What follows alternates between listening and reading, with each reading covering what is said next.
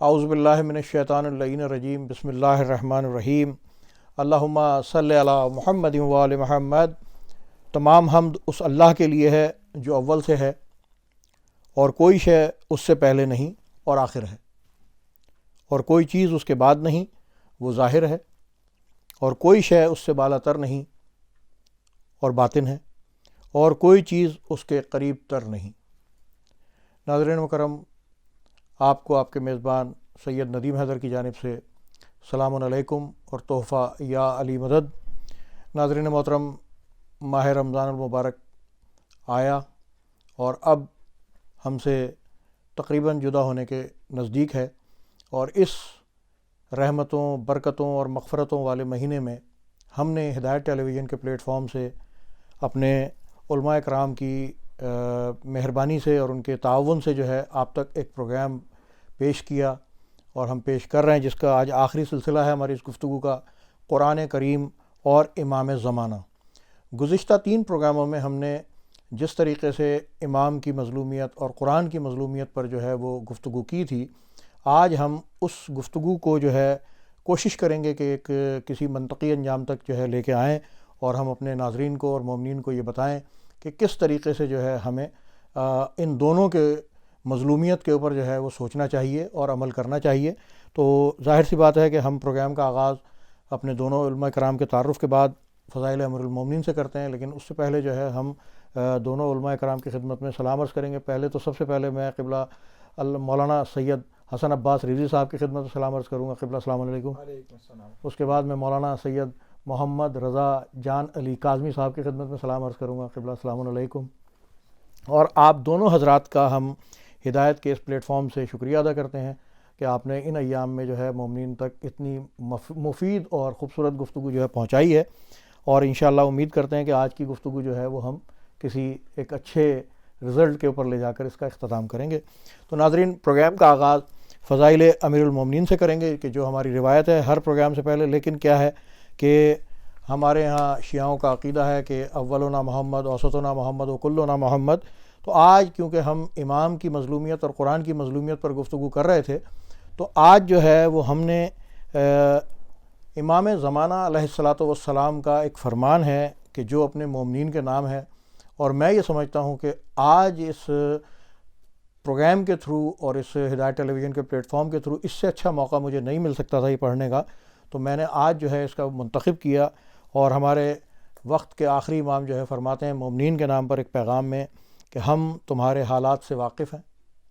مولا فرماتے ہیں کہ ہم آپ کے تمام حالات سے واقف ہیں، ان میں سے کوئی بھی معاملہ ہم سے چھپا ہوا نہیں ہے، اور وہ ساری لغزشیں جو تم سے سرزد ہوتی رہتی ہیں، ہم ان سے بھی اچھی طرح باخبر ہیں۔ اس وقت سے جب تم میں سے اکثر افراد بعض ایسی برائیوں کی طرف مائل ہیں جن سے تمہارے نیک بزرگ دوری اختیار کیے ہوئے تھے، ہم تمہاری نگہداشت اور دیکھ بھال میں کوتاہی نہیں کرتے، اور نہ ہی تمہاری یاد کو دل سے نکالتے ہیں۔ تو ناظرین محترم، جب ہمارے امام ہماری یاد کو اپنے دل سے نہیں نکالتے، تو ہمیں بھی اپنے امام کو یاد کرنا چاہیے، اور ان کی جو ہم نے گزشتہ 3 پروگرام میں مظلومیت پر گفتگو کی تھی، اس کے حوالے سے ہمیں ذرا سوچنا چاہیے کہ ہم کیا کر رہے ہیں۔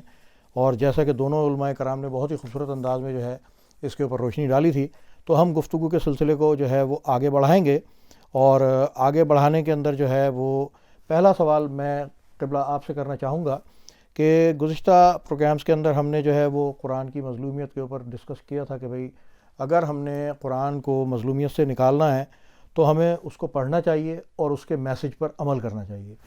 اچھا، اب قرآن کے نکالنے کے لیے تو آپ نے ہمیں بتا دیا، اب دوسری مظلومیت ہم نے اپنے وقت کے امام کی ڈسکس کی تھی، تو ہمیں ایسا کیا کرنا چاہیے، کون سے ایسے اعمال انجام دینے چاہیے کہ جس سے ہم اپنے امام کو مظلومیت سے جو ہے وہ نکالنے میں اپنا کچھ بھی تھوڑا سا کوئی کردار ادا کر سکیں۔ بسم اللہ الرحمن الرحیم۔ دیکھیے، جیسے پچھلے پروگرام میں گفتگو ہوئی تھی کہ اگر ہم چاہتے ہیں کہ قرآن مظلوم واقع نہ ہو تو ہم کیا کریں؟ ہم قرآن پڑھیں بھی اور قرآن کو سمجھیں بھی، قرآن پڑھیں بھی، قرآن پر عمل بھی کریں۔ اور اس سے ہمیں ہی فائدہ ہوگا. جیسے آپ کو اگر یاد ہو پچھلے پروگرام میں گفتگو ہوئی کہ قرآن ہمارا ٹینشن ختم کرتا ہے، ڈپریشن سے ہمیں نکالتا ہے، سکون دیتا ہے، پیس آف مائنڈ دیتا ہے. بلکہ دیکھیے قبر میں جب ہم دفنائے جائیں گے تو ہم سے کچھ سوالات کیے جائیں گے کہ بھائی تمہارا امام کون ہے، تمہارا نبی کون ہے، تمہاری کتاب کیا تھی. تو اب ہم یہ سمجھتے ہیں یہ تو بڑے آسان سوال ہیں، یہ تو ہمارا بچہ 5 سال کا 3 سال کا، اس سے بھی پوچھو وہ بھی کہے گا میری کتاب قرآن ہے. لیکن علماء یہ کہتے ہیں کہ قبر میں وہ انسان کہے گا میری کتاب قرآن ہے جس نے دنیا میں قرآن پڑھا ہو، قرآن سمجھا ہو، اور قرآن صرف اس کا لقلقہ زبان نہ ہو بلکہ قرآن اس کے دل میں اور اس کے عمل میں نظر آتا ہو. ایک واقعہ اور پھر زحمت تمام. دیکھیے بہت پیارا واقعہ، اور یہ میرے خیال میں جوانوں کے لیے، بوڑھوں کے لیے، سب کے لیے بہترین میسج ہے. ایک بہت گنہگار، بہت شرابی، زناکار، بدمعاش قسم کا سمجھیے ایک جوان تھا. کہتا ہے میں ہر گناہ کر چکا تھا، جو سوچو میں نے کیا تھا. شیعہ بھی تھا لیکن اس نے کہا ہر گناہ کیا. اور یہ کہاں کا رہنے والا تھا؟ تہران کا رہنے والا تھا. کہتا ہے میں شراب بھی پیتا تھا، زنا بھی کرتا تھا، گرل فرینڈ بھی رکھی ہوئی تھی، ہر برا عمل جو تمہارے ذہن میں آتا ہے میں نے کیا تھا. اب یہ کہتا ہے ایک مرتبہ تہران کے کچھ جوانوں کا ایک گروپ تھا، اس نے کہا ہم چلتے ہیں قم زیارتوں کے لیے، بی بی معصومہ سلام اللہ علیہا کی زیارت ہے جمکران میں. تو انہوں نے مجھے کہا تو بھی آ جا. میں نے کہا میں قم جا کے کیا کروں گا، میرا زیارت سے کیا لینا دینا. لیکن دوستوں نے اصرار کیا تو میں نے کہا چلو جی گھوم پھر کے آ جائیں گے، اس میں کیا حرج. کہتے ہیں ہم قم آئے، سارے دوست گئے حرم، ہم بھی گئے، جمکران گئے، ہم بھی گئے. تو آخر میں دوستوں نے کہا ایک بہت بزرگ آیت اللہ ہیں، ان کی زیارت بھی چلنے جاتے ہیں. اور وہ کون تھے؟ آیت اللہ العظمیٰ بہجت. اچھا، آیت اللہ العظمیٰ بہجت کے بارے میں یہ مشہور تھا، اور علماء اکثر بتاتے تھے کہ ان کے پاس یہ اکثر تسبیح میں ذکر جو کرتے تھے یا ستار یا ستار، اللہ مجھے کسی کا عیب نہ دیکھا، مجھے کسی کا عیب نہ دیکھا، یا ستار یعنی یہ پردے ڈالنے والے، پردے ڈالنے والے. یہ مشہور تھا کہ ان کو لوگوں کی باطنی شکل نظر آ جاتی تھی. ابھی جوان کہتے ہیں کہ جناب آیت اللہ بہجت کے پاس سارے ہمارے جو کلاس فیلوز تھے وہ گئے. آیت اللہ بہجت سب سے مل کے بات کر رہے ہیں، خوشی سے بات کر رہے ہیں، مسکرا کے بات کر رہے ہیں. میں بھی وہیں کھڑا تھا، لیکن آیت اللہ بہجت نے سر اٹھا کے مجھے دیکھا تک نہیں. اب اس جوان نے کہا میں نے ان کے بارے میں سنا ہوا تھا کہ یہ وہ ہستی ہیں جو لوگوں کے باطن کو جانتے ہیں، لوگوں کے اصل چہرے کو جانتے ہیں. تو بس جب آیت اللہ بہجت نے میری طرف نہیں دیکھا، اچانک سے مجھے ایک عجیب سا احساس ہوا، ارے انسان تیری شکل تو حیوانی ہوگی تبھی انہوں نے نہیں دیکھا. تو نے کیا اپنا حال کر دیا؟ ظاہری شکل تو انسانی ہے لیکن تو نے اپنے باطن کو حیوانی بنا دیا کہ آیت اللہ بہجت تمہیں دیکھنے کو تیار نہیں. شرم کرو، حیا کرو. کب تک شراب پیتے رہو گے؟ کب تک زنا کرتے رہو گے؟ کب تک برے کام کرتے رہو گے؟ کہا یہ میں خود کو کہتا گیا، اور اس دن وہیں قم میں میں نے عہد کیا مسجد میں کہ بس آج کے بعد نہ شراب پیوں گا، نہ زنا کروں گا، نہ گناہ کروں گا، نہ جھوٹ بولوں گا، کوئی غلط کام نہیں کروں. تو میں نے ارادہ کیا اور میں واپس چلا گیا تہران چلا گیا. اب میرا کیا سوال تھا کہ معرفت کیا ہے؟ معرفت یہ ہے کہ میں جانوں، میں پہچانوں میرے امام مجھ سے کیا چاہتے ہیں، میرا آقا مجھ سے کیا چاہتا ہے. یہ ہے معرفت کا وہ اصل مطلب. کہتے ہیں یہ جوان کہ جناب میں نے یہ ارادہ کیا آج کے بعد گناہ میں چھوڑوں گا، اور میں چلا گیا تہران. پڑھائی وغیرہ چلتی رہی. 1 مہینے کے بعد ایک اور گروپ قم کی طرف آنے لگا. میں نے کہا میں بھی آنا چاہتا ہوں، مجھے بھی لے چلو. کہا پھر اسی طرح میں آیا، حرم گئے، جمکران گئے. پھر آیت اللہ بہجت کی مسجد میں جوانوں کا گروپ گیا. بہت بزرگ آیت اللہ تھے، گزر گئے 2009 میں. آیت اللہ بہجت کی مسجد میں آئے، لیکن اس مرتبہ میں قریب نہیں آیا. کہا میں خود جان بوجھ کے قریب نہیں آیا کیونکہ میرا یہ تصور تھا کہ بھائی میں گنہگار انسان، میری شکل دیکھ کے پھر آیت اللہ بہجت میری طرف دیکھیں گے نہیں. تو یہ جوان کہتا ہے کہ میرے دوستوں نے مجھے کہا کہ کہاں ہو آیت اللہ بہجت تمہیں بلا رہے ہیں، آیت اللہ بہجت تمہیں بلا رہے ہیں. کہتا ہے میں گیا آیت اللہ کے پاس، سر جھکا ہوا، پتہ نہیں آیت اللہ کیا کہیں گے. آیت اللہ نے میری طرف سر بلند کر کے دیکھ کر کہا مرحبا بیٹا، مرحبا جوان، پچھلے 1 مہینے سے تم نے امام زمانہ کو خوش کیا ہے، پچھلے 1 مہینے سے تم نے امام زمانہ کو راضی کیا ہے.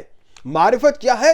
معرفت یہ ہے کہ میں جان لوں کہ کیا کروں جو میرے امام زمانہ خوش ہو جائے. معرفت یعنی میں جان لوں کہ میں کیا کروں جو میرے امام زمانہ مجھ سے راضی ہو جائے. میرے خیال میں بہت زیادہ میں نے ٹائم لے لیا، دوسرا سوال پھر نہ ہی پوچھیے گا مجھ سے.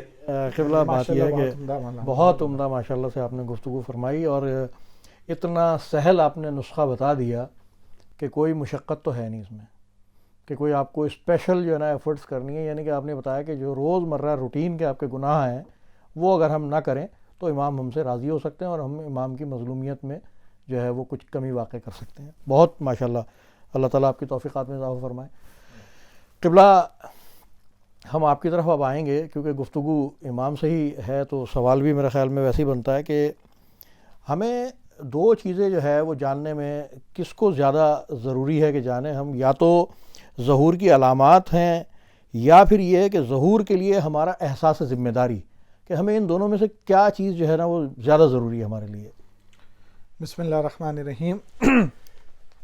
دیکھیے، لوگوں کی دلچسپی جو ہوتی ہے اس موضوع پہ ہی ہوتی ہے زیادہ، کہ ہمیں بتایا جائے امام علیہ الصلاۃ والسلام کے ظہور کی علامتیں کیا ہیں، اس کی کتنی اقسام ہیں، کون سی ظہور کی علامتیں ہو چکی ہیں اور کون سی ظہور کی علامتیں ہوں گی۔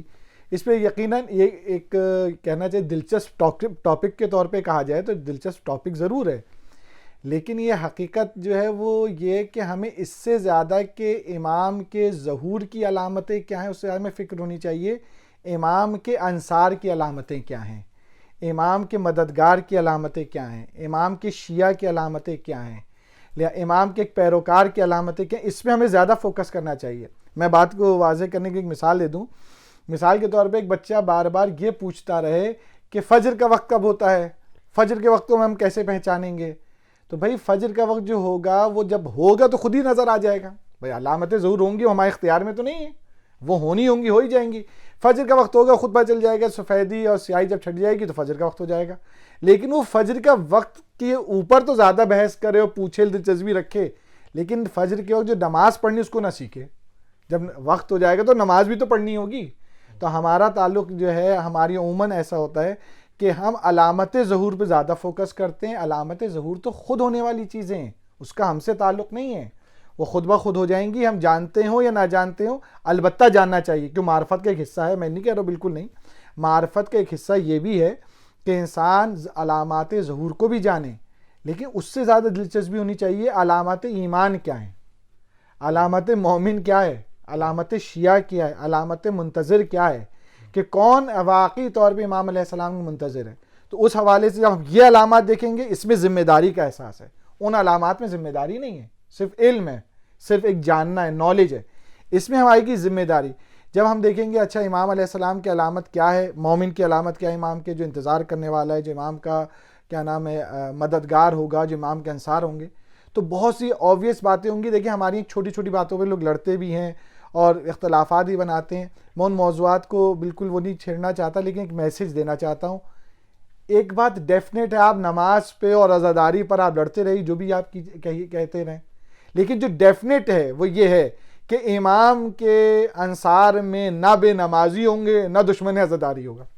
آپ کچھ بھی کہہ لیجئے، اور امام کے انصار میں وہی افراد ہوں گے جو عزادار امام حسین بھی ہوں گے اور اللہ کو سجدہ کرنے والے بھی ہوں گے۔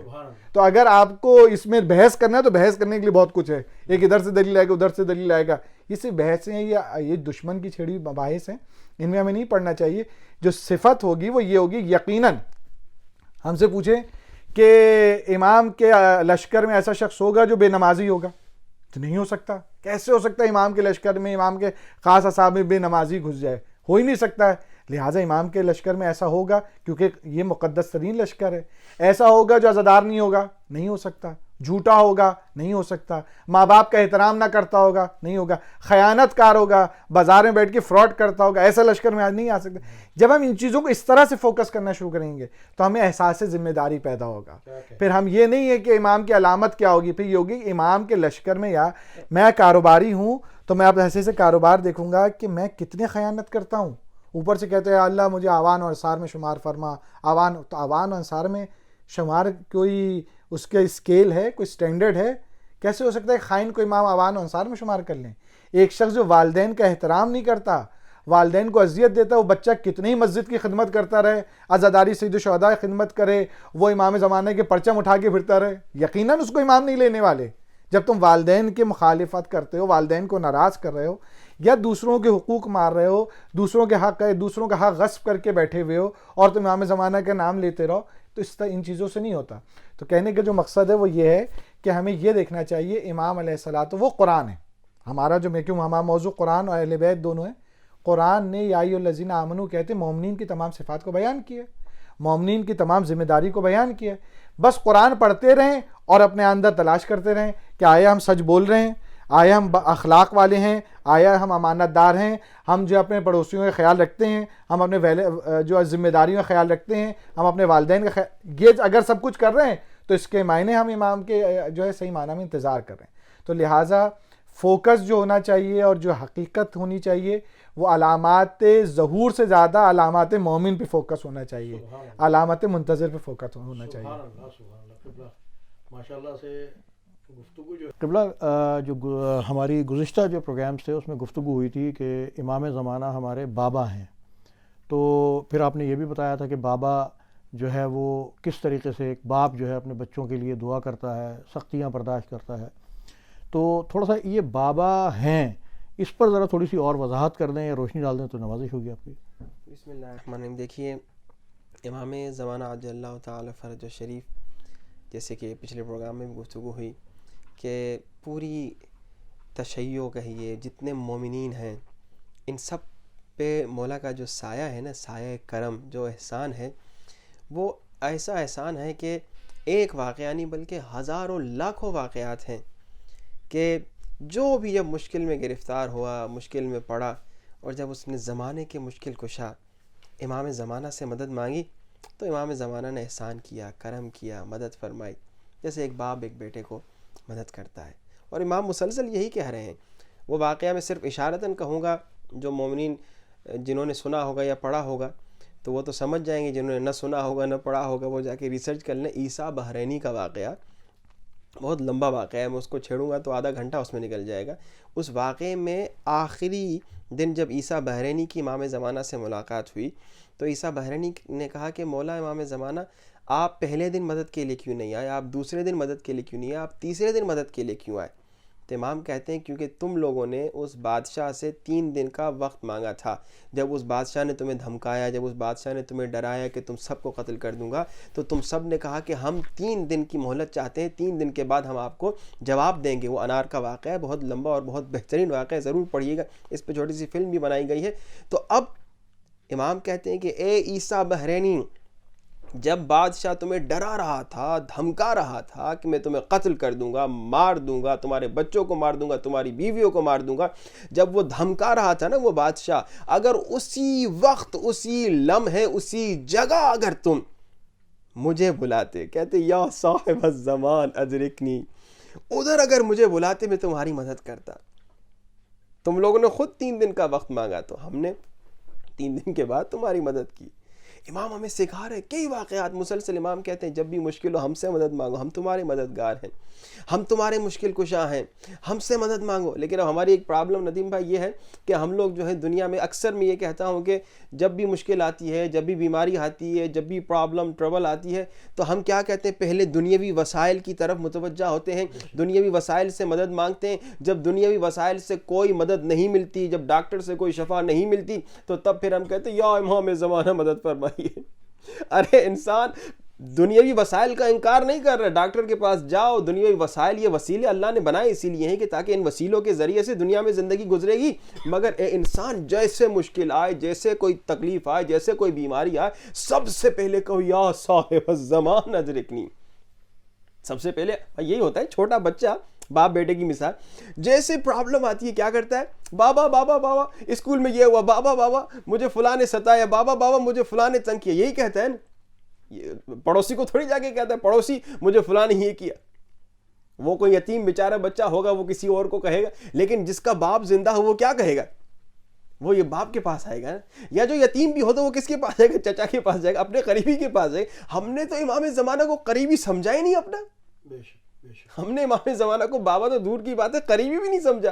بھائی اگر کسی چھوٹے بچے پہ، کسی بچے پہ کوئی ظلم کر لے، اس کا اگر باپ نہ ہو، مر گیا ہو، یا باپ سفر پہ گیا ہو، یا کوئی بھی نہ ہو، تو کسی رشتہ دار کے پاس جائے گا، کسی قریبی کے پاس جائے گا نا. وہ کہے گا فلاں نے مجھ پہ ظلم کیا، فلاں نے مجھے ستایا، فلاں نے مجھے تنگ کیا.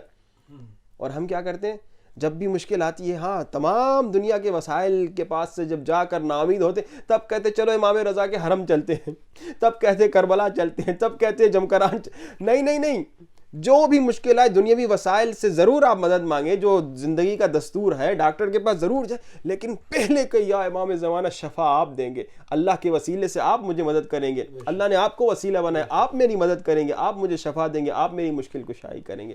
تو انشاءاللہ ہماری یہ کوشش ہو کہ ایک تو ہم قرآن سے بھی غافل نہ ہوں، امام زمانہ سے بھی غافل نہ ہوں۔ کیا کریں؟ قرآن بھی پڑھیں، قرآن بھی سمجھیں، امام زمانہ کے ساتھ محبت کس انداز سے کریں۔ معرفت امام زمانہ کی مختلف لیولز ہیں، مختلف درجات ہیں، جو بیسک بالکل میں نے بتائی۔ ایک تو امام کا نام جاننا، امام کے بارے میں کہ کن کے بیٹے ہیں، ان کے بابا دادا کا نام کیا ہے، اور دوسرا کہ ہم یہ جانیں کہ امام زمانہ ہم سے چاہتے کیا ہیں، اور تیسرا کہ جب بھی مشکل میں ہو یا امام زمانہ سے مدد مانگیں یا قرآن سے مدد مانگیں، یا قرآن سے مدد مانگیں یا امام زمانہ سے مدد مانگیں، تو مشکل کشائی ہو جائے گی۔ سبحان اللہ، سبحان اللہ قبلہ۔ ماشاء اللہ سے یہ ہماری گفتگو کی آخری نشست رہی، اور آپ نے پوری گفتگو کو جو ہے آخر میں لا کے کنکلوڈ جو کیا ہے، وہ اس کا انتہائی خوبصورت اینڈ یہی ہے کہ ہمیں اپنے امام کو راضی کرنے کے لیے ہر اس کام کی ضرورت ہے کہ جو ہمیں اپنے اندر بھی بہتری پیدا کرے گا اور اپنے امام سے بھی قریب کرے گا ہمیں وہ۔ تو قبلہ اب ہم آپ کی طرف آئیں گے، آپ کو زحمت یہ دینا چاہیں گے کہ یہ ہمارے پورے سلسلے جو گفتگو ہے اس کا آخری سوال ہوگا، کیونکہ اب ہمارے پاس وقت تقریباً اختتام کی جانب بہت تیزی سے جا رہا ہے، کہ ہم نے یہ کہا کہ جی ظہور کے بعد جو ہے وہ دنیا کے اندر جو ماحول ہوگا یا حکومت جو ہوگی، وہ اس سے جو ہے وہ کیا مراد ہے؟ اور کیونکہ ہم نے جو بچپن سے ہم سنتے چلے آ رہے ہیں کہ بھئی جب دنیا ظلم و جور سے بھر جائے گی تو امام کا ظہور ہوگا۔ اچھا، پھر جب امام کا ظہور ہو جائے گا تو دنیا کے اندر جو ہے نا عدل و انصاف قائم کریں گے۔ تو وہ جو حکومت ہوگی اور جو عدل و انصاف سے بھری ہوئی ہوگی، اس سے کیا مراد ہے قبلہ؟ تھوڑا سا یہ تو بتائیے۔ ہمیں تو عام فہم میں یہ سمجھ میں آتا ہے کہ جی چور چوری نہیں کرے گا، غاصب جو ہے کسی کا حق نہیں کھائے گا، تو اور اس کے اندر اور کیا چیزیں ہو سکتی ہیں کہ جو بسم اللہ الرحمن الرحیم۔ یہ آپ کا جو سوال آپ نے کیا، آپ کے سوال میں ہی آپ کے سوال کا جواب بھی ہے۔ وہ یہ ہے کہ دیکھیے، یقیناً روایات میں ایسے ہی کہ دنیا ظلم و جور سے بھر جائے گی تو امام علیہ الصلوۃ والسلام کی اس دنیا کو امن کا گہوارہ بنا دیں گے۔ لیکن جو آپ نے سوال میں لفظ عدل و انصاف استعمال کیا، اصل روح مطلب جو ہے اور روح حکومت امام جو ہے وہ یہی عدل و انصاف ہے، جس کی بنا پر امام علیہ الصلوۃ والسلام امن و امان قائم کر لیں گے۔ اور سب سے بڑی، سب سے اوبویس صفت جو امام علیہ الصلوۃ والسلام کی روایات میں آئی ہے، ان کی حکومت کی آئی ہے، وہ عدل ہے۔ اب اس حوالے سے کہ ہم کہیں کہ ہم کہتے ہیں امام جب آئیں گے تو عدل، وہ امن و امان ہو جائے گا، اور ادھر سے روایت ہمیں یہ بتا رہی ہے امن و امان کی جو روح ہوگی، جو سبب ہوگا، وہ عدل ہوگا۔ تو یہ ہمیں کیا ایک سائن دے رہے ہیں، یہ روایت ہمیں ایک میسج دے رہی ہیں، وہ یہ کہ اگر تم حقیقی منتظر ہو، حقیقی انتظار کرنے والے امام علیہ الصلوۃ والسلام کے، تو تم کس چیز کا انتظار کر رہے ہو؟ کہ امام آ کے عدالت قائم کریں گے؟ تم اپنی ذات میں عدالت پہلے قائم کرو، اپنے گھر میں عدالت قائم کرو، اپنے اداروں میں عدالت کو قائم کرو، جہاں جہاں تمہارا بس چل سکتا ہے تم عدالت قائم کرو، کیونکہ امن و امان جو ہے وہ صرف عدالت ہی سے آ سکتا ہے، اس کے علاوہ کوئی راستہ نہیں ہے۔ دنیا کا آپ کوئی بھی قانون بنا لیجئے، دنیا کے آپ کسی بھی قانون کو فالو کیجئے، اگر وہاں پہ عدالت نہیں ہوگی، امن و امان نہیں آ سکتا۔ عدل اور امن و امان یہ ہمیشہ ساتھ رہتے ہیں، ہمیشہ، کیونکہ عدل کا جو اثر ہے وہ خود امن کی صورت میں۔ تو امام علیہ السلام کی حکومت میں سب سے اہم چیز جو ہے وہ یہ ہوگی کہ امام علیہ السلام تمام چیزوں میں عدالت کو قائم کریں گے۔ جب عدالت قائم ہو جائے گی تو خود بخود ہر چیز کے درمیان امن و امان پیدا ہونا شروع ہو جائے گا۔ تو ہماری اصل جو ذمہ داری بنتی ہے، اور جو امام علیہ السلام کے منتظر ہیں، تو ہمیں چاہیے کہ ہم عدل قائم کریں، چاہے اپنی ذات سے شروع کریں۔ ہم نہ دیکھیں، شاید ہم سے کہیں آپ لنڈن سٹی پہ کریں، آپ ٹوٹنگ میں، مثال کے طور پر میں رہتا ہوں، آپ ٹوٹنگ میں عدالت قائم کریں، بھی نہیں ہو سکتا، میں نہیں کر سکتا، لیکن میں اپنے اوپر تو کر سکتا ہوں، اپنے گھر پہ، اپنی جہاں تک میں عدل کے ساتھ خود پیش آ سکتا ہوں۔ اگر امام علیہ السلام کا ہم انتظار کر رہے ہیں تو اس صفت کو ہمیں اپنانا ہوگا، اور یہی وہ صفت ہے جو ہمیں آ کر لے کے چلے گی۔ اور کیونکہ ہمارا موضوع قرآن اور اہل بیت اور قرآن امام زمانہ ہے، ایک مثال میرے ذہن میں آ رہی ہے۔ دیکھیں، رسول اللہ صلی اللہ علیہ وآلہ وسلم فرماتے ہیں یہ ثقلین ہیں، قرآن اور اہل بیت جو ہیں ثقلین ہیں، اور یہ ہمیشہ ساتھ لن یفترقا کا لفظ استعمال کیا کہ کبھی کسی بھی مرحلے میں جدا نہیں ہوں گے، اور اگر ان سے تمسک کریں گے تو لن تزلوا کہا ہے رسول اللہ نے۔ تو یعنی کبھی بھی گمراہی نہیں ہوگی. یہ جو لن تزلو کہا ہے اس کو میں سمجھانا چاہتا ہوں یہ کب ہے؟ جب ان سے ہم تمسک کریں گے. اس کی ایک مثال ایک عالم دین نے دی تھی, وہ یہ دی تھی, کہا دیکھیں ایک انسان کو پیاس لگے تو وہ جو ہے پانی سے پیاس بجھ سکتی ہے, لیکن پانی 2 گیسوں سے مل کے بنا ہے. اگر ایک گیس کو استعمال کریں گے وہ پیاس نہیں بجھائے گی, دوسری گیس کو آپ استعمال کریں گے پیاس نہیں بجھائے گی. پیاس بجھانے کے لیے ان دونوں گیسوں کا آپس میں ساتھ ہونا ضروری ہے کہ وہ پانی وجود میں آئے گا, پھر اس میں صلاحیت ہوگی کہ وہ پیاس بجھا سکے. جب تک کہ ہم قرآن و اطرت کو اپنی زندگی میں جمع نہیں کر دیں گے اور تمسک نہیں کر دیں گے دونوں کے ساتھ, اس وقت تک ہدایت کی پیاس نہیں بجھ سکتی ہے. ہدایت کی پیاس صرف بجھی سکتی ہے جب قرآن سے بھی متمسک ہو جائیں اور اہل بیت علیہ السلام سے بھی, ان کو جب ساتھ رکھیں گے. یہی آخری میسیج میں دوں گا اپنے سننے والوں کو. ماشاءاللہ ماشاءاللہ. قبلہ بات یہ ہے کہ یہ گفتگو جو ہے ہم نے مڈ آف رمضان اسٹارٹ کی تھی اور اب ہم اینڈ آف رمضان میں ہیں, اور جو آپ کی گفتگو سے میں نے سیکھا ہے, یقیناً ہمارے ناظرین نے بہت سیکھا ہوگا, تو اس کے اندر کوئی ہم نے کسی بھی انسان کو یہ نہیں کہا کہ بھائی تمہیں کوئی راکٹ کا انجن کھول کے جو ہے نا اس کی ریپیئر کرنا سیکھنا ہے.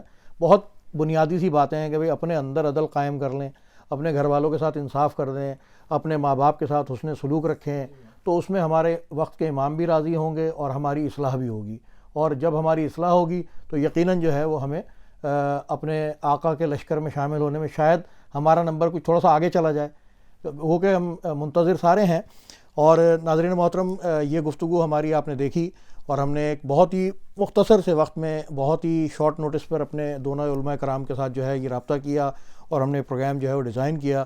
اور اس میں میں خصوصی طور پر جو ہے شکریہ ادا کروں گا اپنے ہمارے قبلہ رضا جان کاظمی صاحب کا کہ ماشاءاللہ ان کی جو رہنمائی میرے ساتھ شامل حال رہی, اور ہمارے مولانا حسن عباس رضوی صاحب, یہ ہمارے ریزیڈنٹ عالم دین بھی ہیں اور ماشاءاللہ سے جو جس خوبصورت انداز میں گفتگو کرتے ہیں, یقیناً جو ہے اس سے ہمیں بہت کچھ سیکھنے کو ملا ہے. ناظرین کرام, ہدایت ٹیلی ویژن نے اس ماہ مبارک میں ایک چھوٹی سی کوشش کی تھی کہ آپ تک جو ہے وہ کچھ اچھے سے پروگرام پیش کیے جائیں, جس میں سے ایک پروگرام ہمارا یہ بھی تھا کہ قرآن اور امام زمانہ, قرآن مجید اور امام زمانہ. تو ہم یہ اس بات کے اوپر آپ سے جو ہے آپ کی دعاؤں کے طلبگار ہیں کہ اگر یہ ہماری چھوٹی سی کوشش آپ کو اچھی لگی ہو تو ہمیں اپنی دعاؤں میں یاد رکھیے گا. پروگرام کے اختتام سے پہلے میں آپ کو یہاں ایک بات بتانا چاہوں گا کہ اس پروگرام کے اختتام میں جب میں آپ سے خداحافظ کر لوں گا تو ایک بہت ہی خوبصورت مناجات ہے کہ جو ہمارے رضا جان کاظمی صاحب نے جو ہے بہت ہی محنت سے تیار کی ہے. تو وہ اس مناجات کے اندر جو ہے نا آپ ہمارے ساتھ شامل ہوئیے گا. وہ ایک دعا ہے, حالانکہ ہوتا یہ ہے کہ اگر عالم دین بیٹھے ہوں تو ہم ان سے دعا کروا لیا کرتے ہیں, لیکن وہ مناجات جو ہے وہ خود ایک بذات خود دعا ہے. تو ہم آپ سے ملتمس ہیں کہ اس دعا میں ہمارے ساتھ شامل ہوئیے گا. اور میں آخر میں آپ سے یہی کہنا چاہوں گا کہ جو ہو چکا اس پر ہم اللہ کی حمد کرتے ہیں, جو ہوگا اس کے مقابلے میں اس سے مدد چاہتے ہیں. جس طرح جسموں کی اپنے صحت کا سوال کرتے ہیں, اسی طرح دین و ایمان کی سلامتی کے طلبگار ہیں.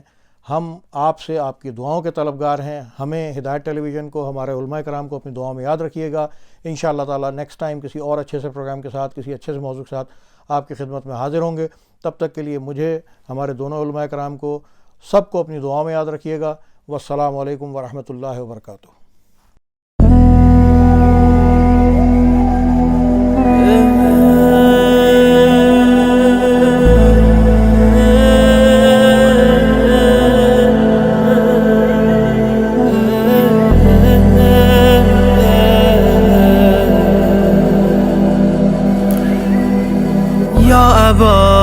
صالح المدد مولا یا ابا صالح المدد مولا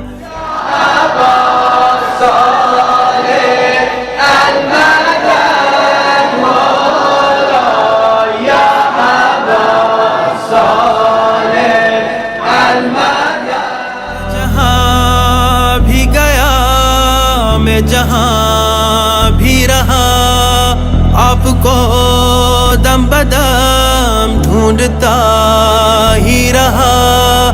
آپ سے دور ہوں یوں ہی رنجور ہوں, حسرت دید ہے پھر بھی مجبور ہوں. ہم جو برہم بهانه تو که مگر برسم در خانه تو همه جا دنبال تو میگردم که تویی درمان همه دردم یا ابا صالح المدد مولا یا ابا صالح المدد مولا اگرم نبود دل لایق تو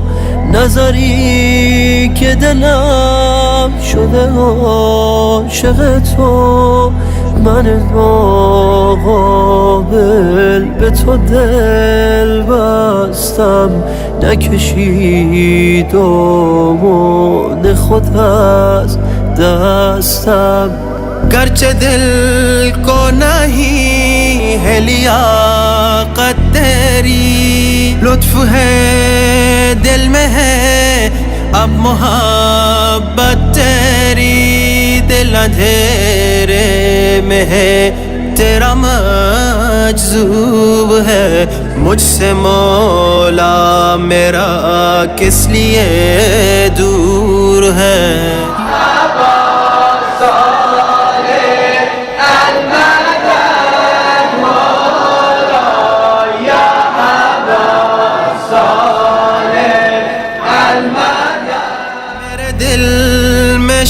شایاتی کے ہے وسوسے مجھ سے مولا میرا اس لیے دور ہے دل ہمارے گناہوں سے خالی نہیں یوں ہی دیدار تیرا میسر نہیں یا ابا صالح المدد مولا یا ابا صالح المدد مولا کس کی چوکھٹ پہ جاؤں گدا ہوں تیرا سن لے میری دعا ورنہ مر جاؤں گا میں تمہارے بنا کچھ نہیں اے امام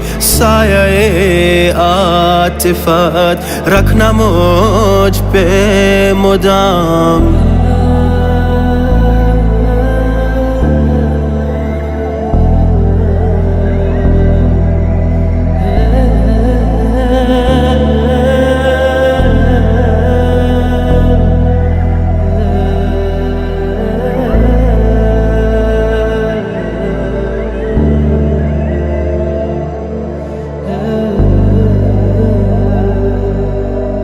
یا ابا صالح المدد مولا یا ابا صالح المدد مولا معرفت کے خزانے ہو مجھ کو عطا اس جہاں میں ملے خلد کا ذائقہ آپ کے عشق نے ایسی سوغات دی دور دل سے ہوئی لذت دنیاوی یا ابا صالح المدد مولا یا ابا صالح المدد مولا تاج شاہی کی کیا ہو ضرورت مجھے تیری نالین